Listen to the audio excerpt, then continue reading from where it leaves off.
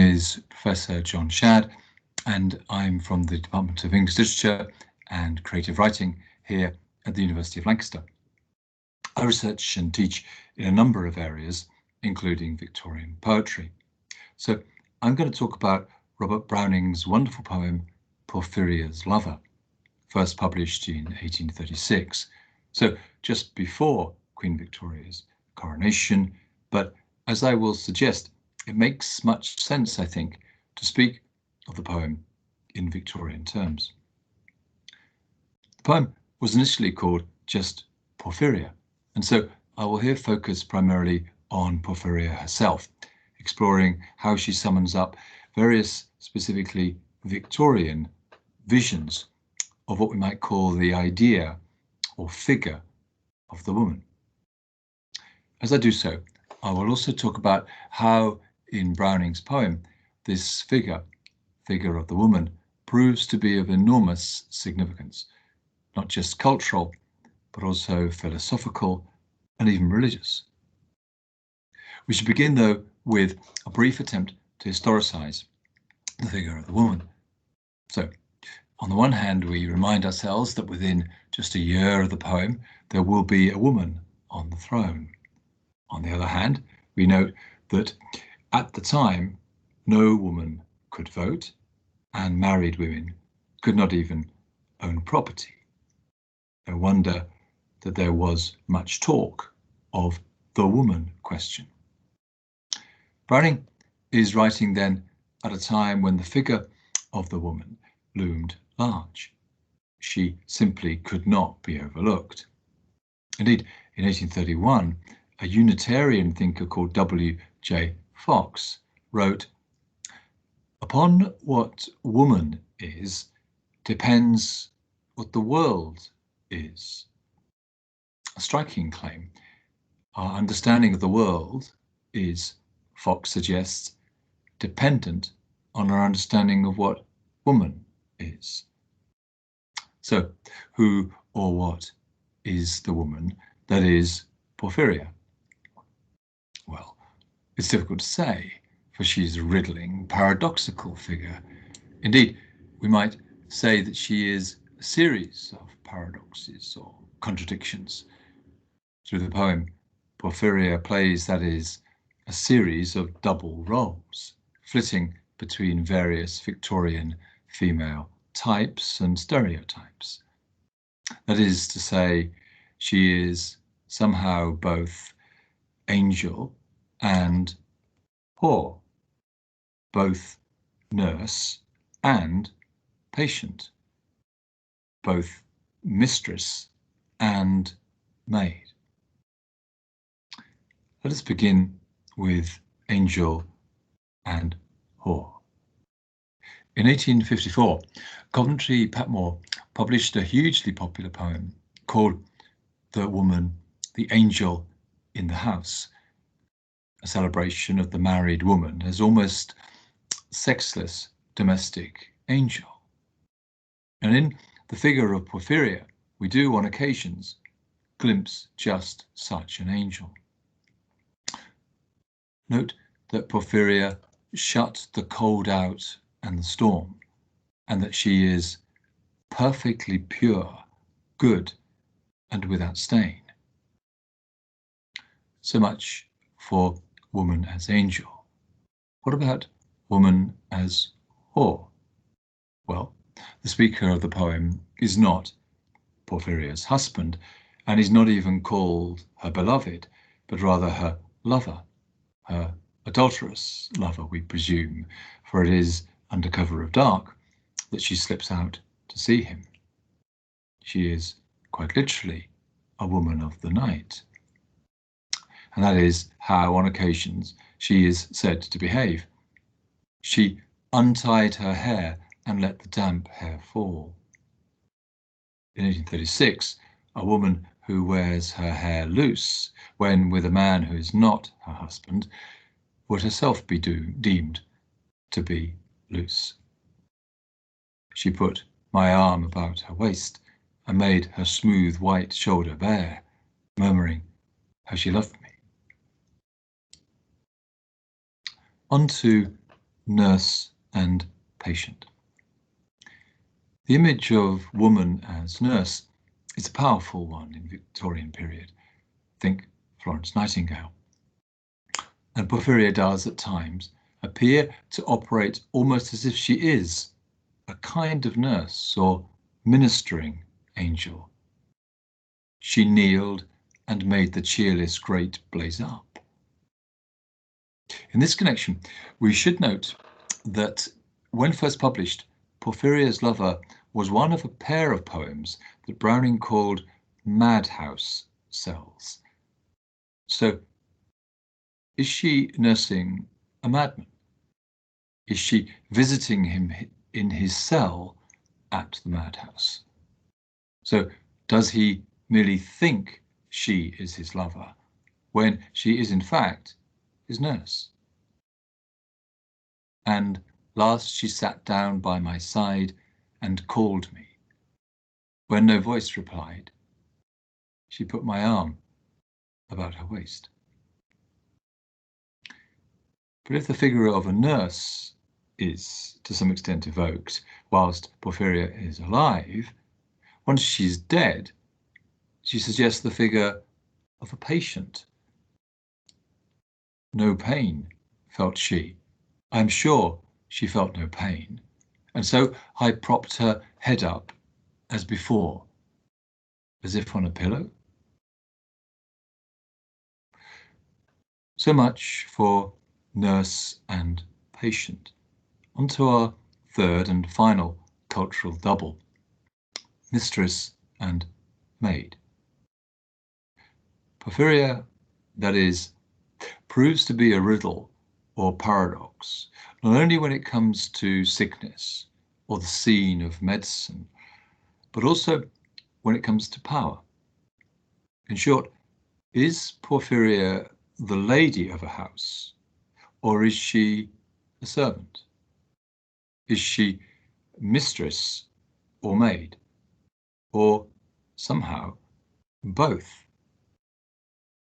Well, on the one hand, she seems to be the social superior of her lover.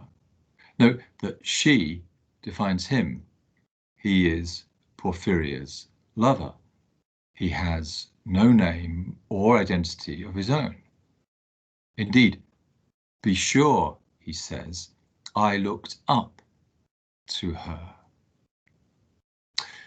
On the other hand, she seems to be his, on the other hand, there are times when she seems to be his social inferior, as when, of course, she kneeled at the cheerless grate. Note too that she wears a shawl and that her gloves are soiled. So, Porphyria is somehow, enigmatically, both mistress and maid, nurse and patient, angel and whore.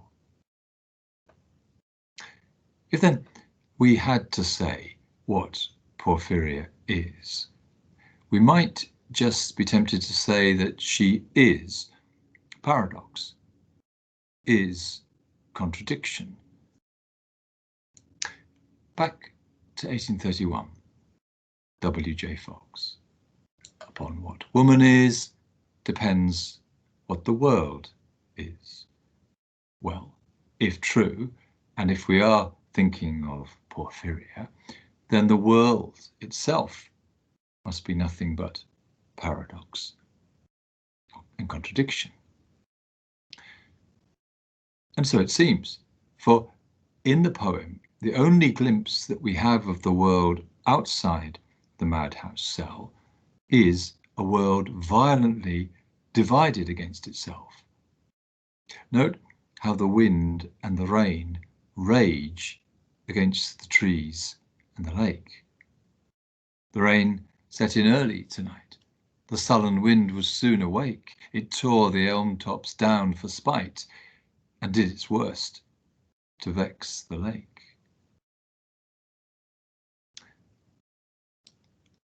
However, for all this sense of paradox, contradiction, and doubleness, The actual strangling of Porphyria happens, I suggest, in a peculiar moment of calm, a moment where madness comes to a standstill and a strange kind of sanity enters.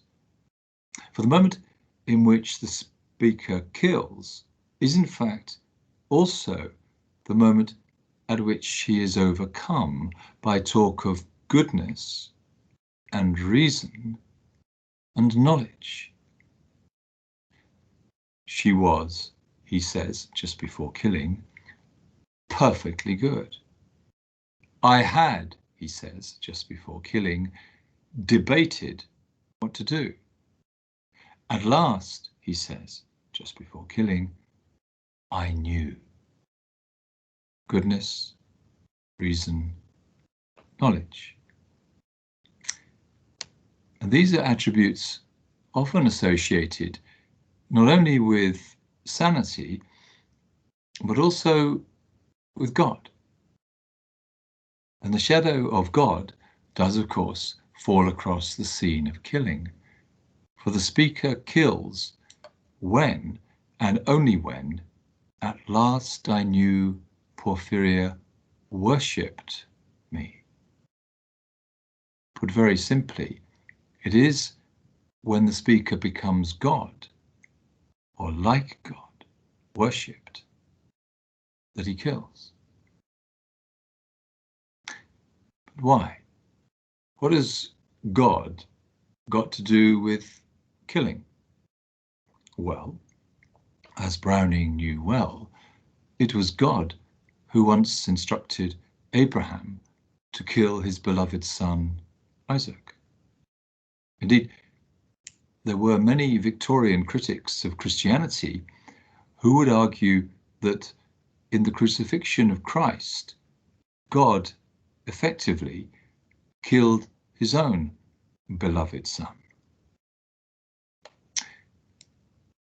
Perhaps then, at the end of the poem, God is silent not simply because he is simply absent, but because he too is guilty of killing one whom he loved, Christ.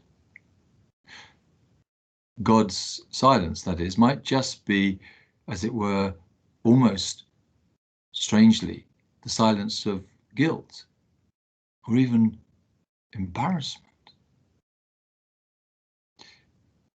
However, this silent God at the end of the poem is very far from a God who kills. Too far, perhaps, because Porphyria's lover is not struck dead for his killing of Porphyria. There is, alas, no divine intervention or retribution. God does not kill the killer, even though by God's own law, that is exactly what God should do. To quote the biblical book of Exodus, he who strikes a man so that he dies shall surely be put to death. So the God of the poem's very last line may have nothing to say, but at least he does not add killing to killing, death to death. Is this then forgiveness, or even grace, a world beyond punitive law? Perhaps. But God is silent, and this does disturb us. A woman has been strangled, her corpse propped up all night beside a madman, and yet God has not said a word. But read that again. And yet God has not said a word. We cannot, I suggest, avoid here seeing or hearing and God has not yet said a word. In which case, of course, God may not always be silent. He may yet speak later. And perhaps he does speak later. Later, in fact, than the poem. That is to say, after the poem. For you see, the poem in the original version is mysteriously signed with the letter Z. And one Christian name for God is Z, or at least Omega, the last letter of the Greek alphabet. In the book of Revelation, God says, I am the Alpha and the Omega, the Z, as it were. At the foot of the page, under the poem, is then, or was, a sign or trace or hint of God, or at least a trace of God.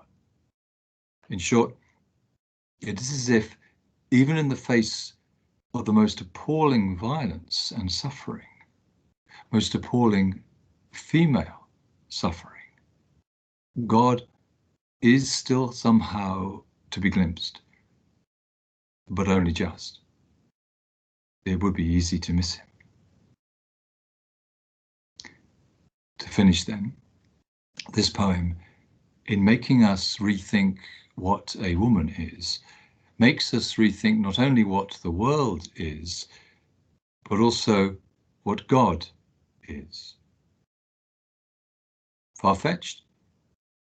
Perhaps.